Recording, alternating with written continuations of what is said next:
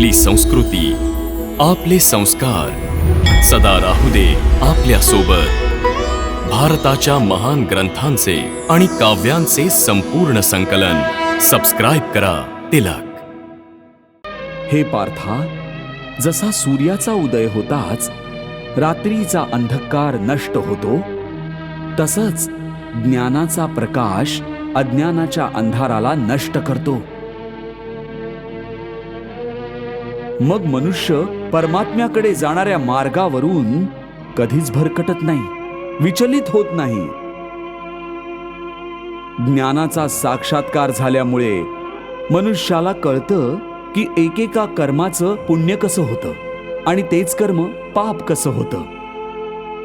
तू म्हणतोयस की एकच कर्म पुण्य पण होऊ शकतं आणि पापही? ते कसं? मी सांगतो पार्था।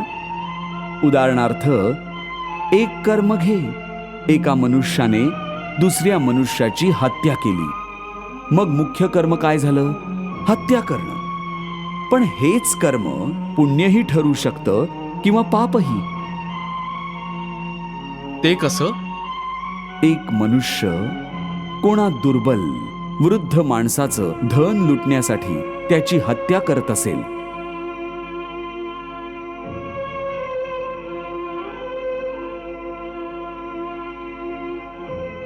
तर ते काय होईल?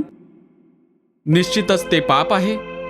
आणि जर एक दुष्ट मनुष्य कोणा अबला स्त्रीवर जबरदस्ती बलात्कार करायचा प्रयत्न करत असेल, वाचवा! वाचवा! वाचवा! वाचवा!